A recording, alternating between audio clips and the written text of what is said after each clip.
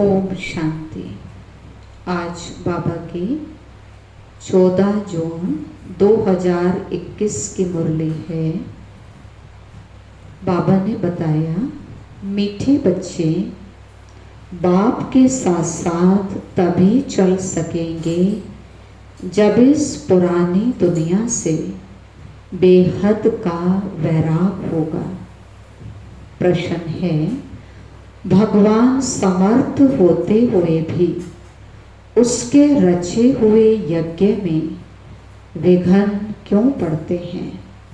बाबा ने बताया, क्योंकि रावण भगवान से भी तीखा है। जरूर जब उसका राज्य छीना जाएगा तो वह विघ्न डालेगा ही। शुरू से लेकर ड्रामा अनुसार इस यज्ञ में विघ्न पड़ते ही आए हैं, पड़ने ही हैं। हम पतित दुनिया से पावन दुनिया में ट्रांसफर हो रहे हैं, तो जरूर पतित मनुष्य विघ्न डालेंगे। गीत है, ओ दूर के मुसाफिर हमें भी साथ ले चल। ओम शांति। मीठे मीठे रूहानी बच्चों ने गीत की लाइन सुनी। जैसे वेद शास्त्र आदि भक्ति मार्ग का रास्ता बताते हैं, वैसे गीत भी थोड़ा रास्ता बताते हैं। वह तो कुछ समझते नहीं। शास्त्रों की कथाएं आदि सुनना वो जैसे है कनरस। अब बच्चे जानते हैं, दूर देश का मुसाफिर किसको कहा जाता है। आत्मा जानती है, हम भी दूर के मुसाफिर हैं। हमारा घर शांति धाम है। मनुष्य इन बातों को नहीं समझे तो गोया कुछ नहीं समझे। बाप को ना जानने से सृष्टि चक्र को कोई नहीं जानता। ये आत्मा समझते हैं कि शिव बाबा कहते हैं, मैं टेम्परेरी जीव आत्मा बनता हूँ, तुम स्थायी जीव आत्मा हो। मैं सिर्फ संगम पर ही टेम्परेरी जीव आत्मा हूँ। सो भी तुम्हारे मुआफिक नहीं बनता।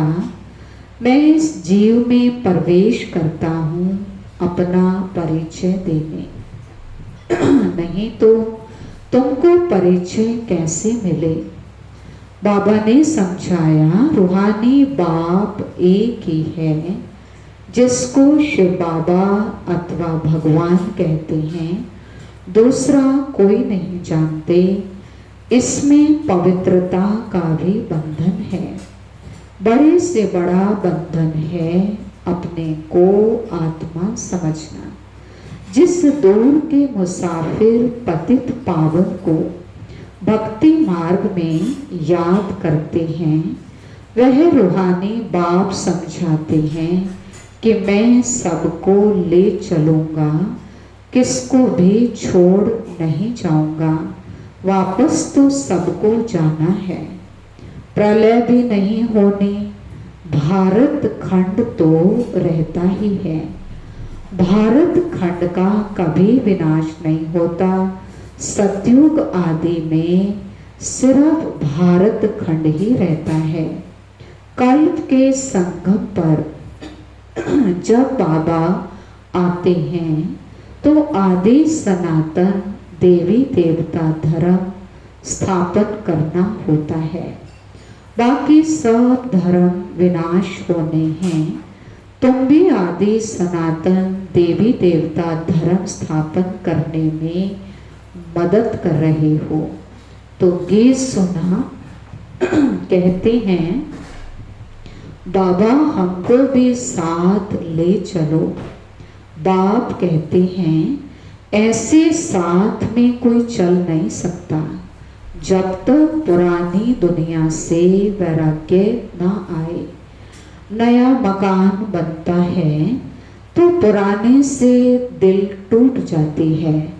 तुम भी जानते हो ये पुरानी दुनिया खत्म होनी है, अब नई दुनिया में चलना है। जब तक सतो प्रधान नहीं बनेंगे तब तक सतो प्रधान देवी देवता नहीं बन सकेंगे। इसीलिए बाबा बार बार समझाते हैं, अपने को आत्मा समझ बाप को याद करते रहो। सदगति करने वाला दूर का मुसाफिर एक ही आया हुआ है, उनको दुनिया नहीं जानती, सर्वव्यापी कह दिया है। अब तुम बच्चे नंबरवार पुरुषार्थ अनुसार जानते हो कि हम शिव बाबा के संतान हैं। आते भी हैं तो समझते हैं हम बाप दादा के पास जाते हैं, तो ये फैमिली हो गई। ये है ईश्वरीय फैमिली।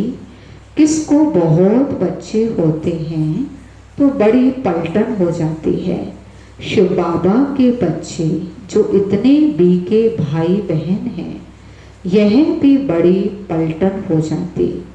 ब्रह्मा कुमार कुमारियां सब जानते हैं हम बेहद के बाप से वर्षा लेते हैं। शास्त्रों में दिखाते हैं पांडवों और कौरवों ने खेल खेला, राजाई दांव में रखी। अब राजाई ना कौरवों की है ना पांडवों की है, ताज आदि कुछ भी नहीं है। दिखाते हैं उनको शहर निकाला मिला, हथियार आदि छिपाकर जाए रखा। ये सब है दंत कथाएं। ना पांडवों का राज्य है ना कौरवों का राज्य है, ना उन्हों की आपस में लड़ाई चली। लड़ाई राजाओं की लगती है, यह तो भाई भाई हैं। लड़ाई हुई है कौरवों और यौवनों की, बाकी भाई एक दो को कैसे खत्म करेंगे। दिखाते हैं पांडव कौरव लड़े, बाकी 5 पांडव बचे और एक कुत्ता रहा, वह भी सब पहाड़ पर गल मरे। खेल ही खलास। राजयोग का अर्थ ही नहीं निकला कि राजयोग सिखाने का फायदा क्या हुआ। अब तुम बच्चे जानते हो बाप कल्प कल्प आकर एक धर्म की स्थापना करते हैं, बुलाते भी हैं, हे पतित पावन बाबा आओ, आकर पतित से पावन बनाओ। सतयुग में सूर्यवंशी राजधानी ही होती है, ब्रह्मा द्वारा विष्णुपुरी की स्थापना हो रही है। अब बाबा आए हैं तो उनके डायरेक्शन पर चलना है। कमल पुष्प समान पवित्र रहना है। कन्याओं को तो नहीं कहेंगे कि ग्रस्त व्यवहार में रहते, कमल फूल समान रहो, वो तो है ही पवित्र। ये गृहस्थियों के लिए कहा जाता है। कुमार और कुमारियों को तो शादी करनी ही नहीं चाहिए, नहीं तो वह भी गृहस्थी हो जाएंगे। कुछ गंधर्वी विवाह का नाम भी है। कन्या पर मार पड़ती है तो लाचारी हालत में गंधर्वी विवाह कराया जाता। वास्तव में मार भी सहन करनी चाहिए, परंतु अधर कुमारी नहीं बनना चाहिए, क्योंकि इस समय बाबा ने कहा गृहस्थी बनना माना अपने ऊपर बोझ उठाना, दलदल में फंसना, क्योंकि कलयुग में सबके स्वभाव संस्कार कमजोर हो गए हैं। तो इसीलिए बाबा को साथी बनाएं। तो बाबा ने कहा अगर कुछ विघ्न भी आता, कुछ मार पड़ती, सुनना भी पड़ता है, तो भी सहन करना चाहिए, लेकिन अधर कुमारी नहीं बनना चाहिए। बाल ब्रह्मचारी का नाम बहुत होता है। शादी की तो हाफ पार्टनर हो गए। कुमारों को कहा जाता है तुम तो पवित्र रहो। ग्रस्त व्यवहार वालों को कहा जाता ग्रस्त व्यवहार में रहते कमल फूल के समान बनो।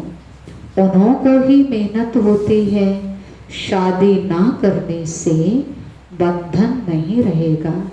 कन्या को तो पढ़ना है और ज्ञान में बहुत मजबूत रहना है। छोटी कुमारियां जो सगीर हैं उनको तो हम ले नहीं सकते, वह अपने घर में रहकर पढ़ सकती हैं। माता पिता ज्ञान में आए तो सगीर को ले सकते हैं। यह तो स्कूल का स्कूल है, घर का घर है और सत्संग का सत्संग है। सत माना एक बाप जिसके लिए कहते हैं, और दूर के मुसाफिर। आत्मा गोरी बनती है, बाबा कहते मैं मुसाफिर सदा गोरा रहता हूँ, प्योरिटी में रहने वाला हूँ। मैं आकर सभी आत्माओं को पवित्र गोरा बनाता हूँ। और तो कोई ऐसे मुसाफिर है नहीं। बाप समझाते मैं आया हूँ रावण राज्य में। ये शरीर भी पराया है।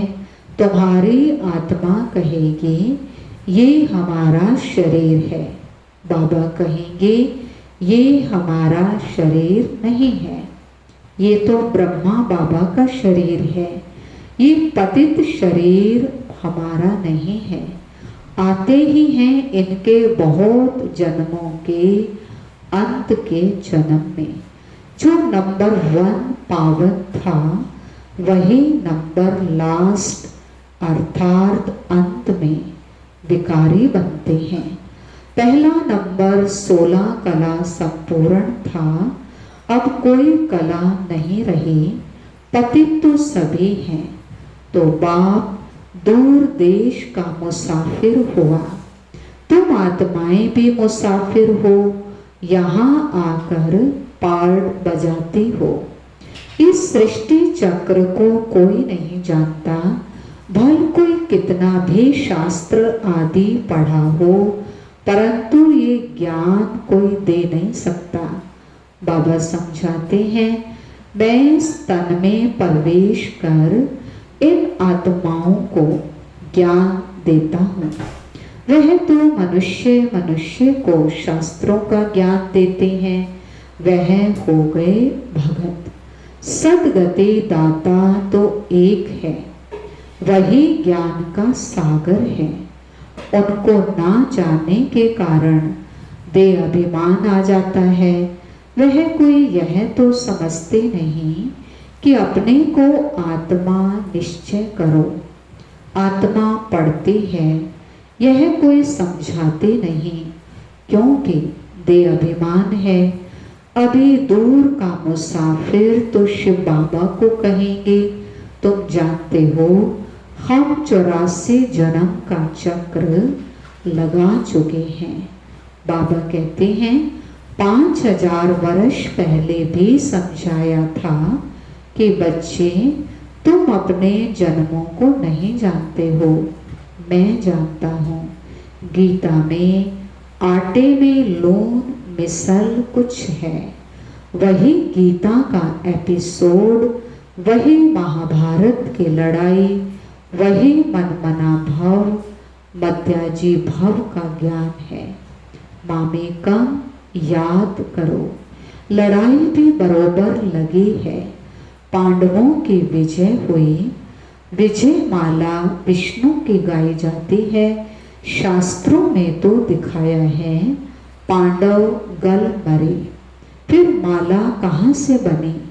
अब तुम समझते हो कि हम विष्णु के माला बनने यहाँ आए हैं।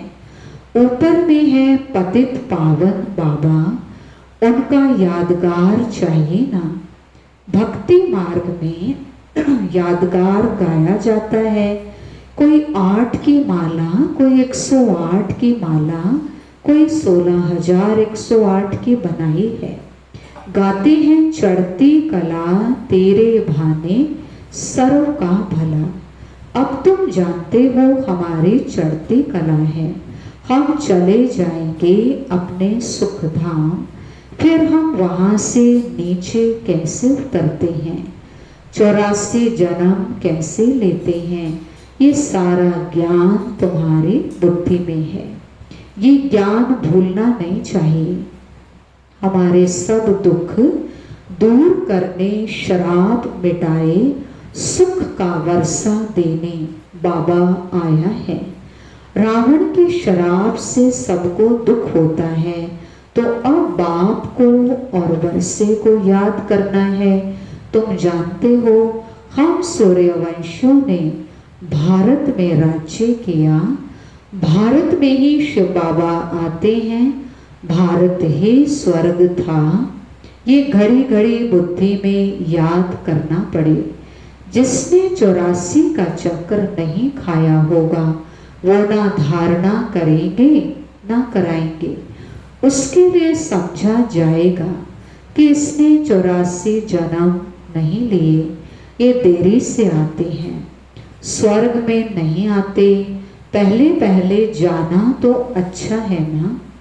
नए मकान में पहले खुद रहते हैं, फिर किराए पर चढ़ाते हैं, तो वह फिर सेकंड हैंड हुआ। सतयुग है नई दुनिया, त्रेता सेकंड हैंड कहेंगे।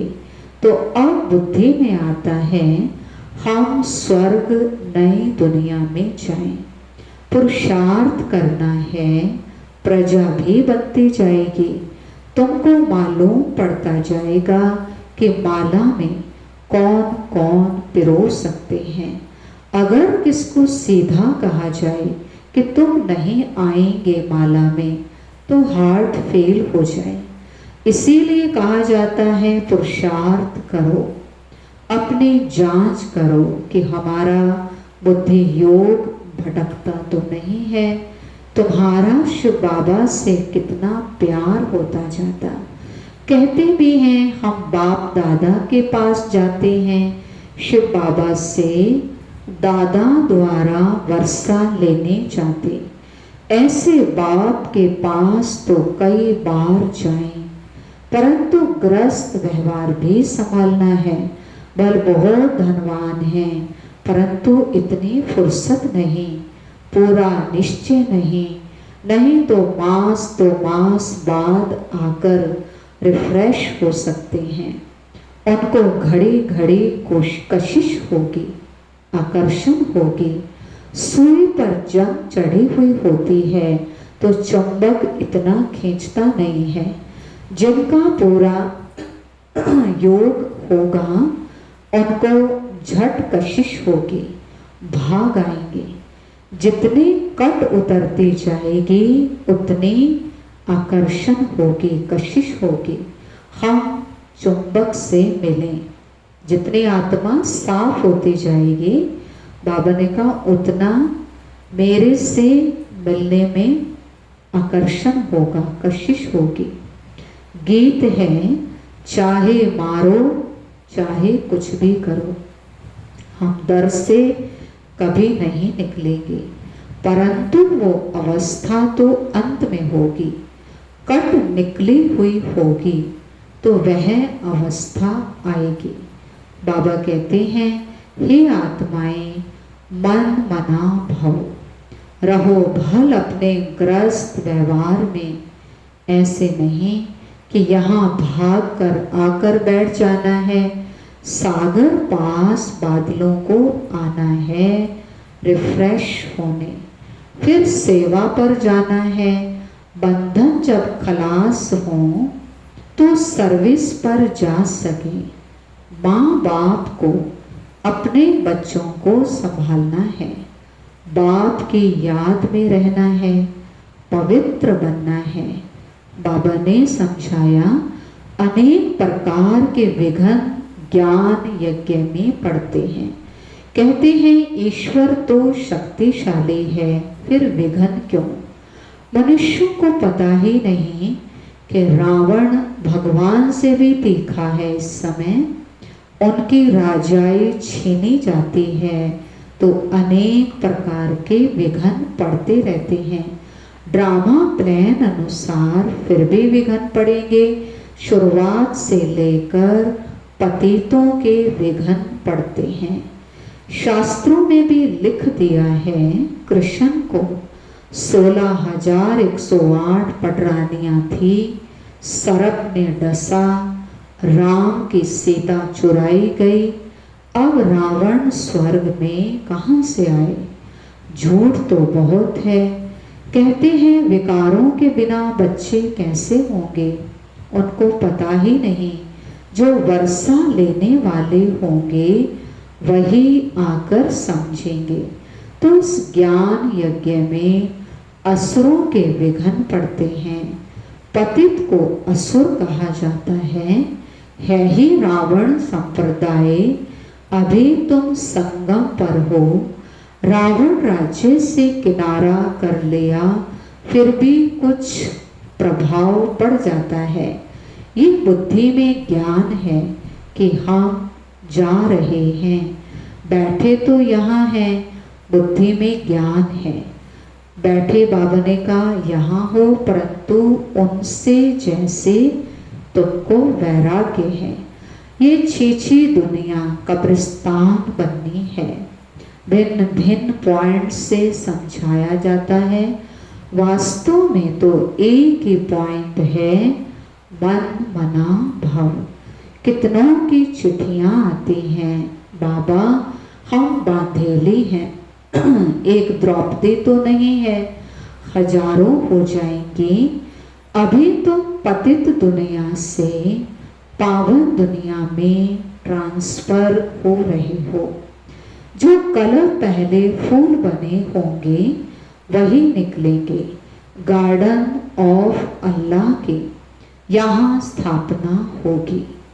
कोई कोई तो ऐसे अच्छे अच्छे फूल होते हैं जो देखने से ही आराम आ जाता है। नाम ही है किंग ऑफ फ्लावर्स। 5 रोज से रखा हो तो भी खिला रहेगा, खुशबू फैलती रहेगी। यहाँ भी जो बाबा को याद करते और याद दिलाते, उनकी खुशबू फैलती है, सदा खुश रहते हैं। ऐसे मीठे मीठे बच्चों को देख बाप हर्षित होते हैं। उन्हों के आगे बाबा की ज्ञान डांस अच्छी होती है। यानी बाबा को ज्ञान सुनाने में बहुत अच्छा लगता है, आनंद आता है। अच्छा, मीठे मीठे सिकिलधे बच्चों प्रति माता पिता बाप दादा का याद प्यार और गुड मॉर्निंग। रूहानी बाप की रूहानी बच्चों को नमस्ते। हम रूहानी बच्चों की रूहानी बाप दादा को नमस्ते नमस्ते। Diamond morning, good morning. धारणा के लिए मुख्य सार, ज्ञान और योग में मजबूत बनना है। अगर कोई बंधन नहीं है तो बंधनों में जानबूझकर फंसना नहीं है। बाल ब्रह्मचारी होकर रहना है। अभी हमारी चढ़ती कला है। बाबा हमारे सब दुख दूर करने, शराब मिटाए, वर्षा देने आए हैं। बाप और वर्षे को याद कर अपार खुशी में रहना है। जांच करनी है कि हमारा बुद्धि योग कहाँ भटकता तो नहीं है। वरदान, स्वामान में स्थित रहे, देह अभिमान को समाप्त करने वाले सफलता मूर्त भव। स्वामान में स्थित रहें, देह अभिमान को समाप्त करने वाले सफलता मूर्त भव। जो बच्चे स्वामान में स्थित रहते वही बाप के हर फरमान का सहज ही पालन कर सकते हैं। स्वामान भिन्न भिन्न प्रकार के दे अभिमान को समाप्त कर देता, लेकिन जब स्वामान से स्व शब्द भूल जाता है और मान शान में आ जाते हो तो एक शब्द की गलती से अनेक गलतियां होने लगती हैं। इसीलिए मेहनत ज़्यादा और प्रत्यक्ष फल कम मिलता है, लेकिन सदा स्वामान में स्थित रहो तो पुरुषार्थ व सेवा में सहज ही सफलता मूर्त बन जाएंगे। स्वामान स्लोगन है, तपस्या करनी है तो समय को बचाओ, बहाना नहीं दो। बाबा ने कहा समय को बचाओ, बचत करो, तपस्या करनी है, लेकिन बहाना नहीं देना कि ये है वो है ऐसे है वैसे है, इस कारण से तपस्या नहीं कर पाते हैं। बाबा कहता समय बचा सकते हैं, काम जल्दी जल्दी करें, बाबा की याद में करें। दूसरा, इधर उधर टाइम थोड़ा वेस्ट भी हो जाता है, कभी व्यर्थ कभी नेगेटिव चलता है तो भी समय जाता है। तो इसलिए बाबा कहते वहाँ से अपना समय बचाते रहो। अच्छा, ओम शांति। आज स्वामान का अभ्यास करेंगे, स्वामान में रहेंगे। मैं सफलता मूर्त आत्मा हूँ। तो बाबा ने कहा सफलता कैसे मिलेगी? सेवा में और पुरुषार्थ में सफलता कैसे मिलेगी? जब स्वामान में रहेंगे। तो बाबा ने बहुत स्वामान दिए हैं। स्वामान मतलब मैं कौन सी आत्मा हूँ। तो बाबा ने हमें इतने टाइटल दिए हैं, इतने स्वामान दिए हैं, रोज उसका अभ्यास करो, तब सफलता मूर्त बन जाएंगे। ओम शांति।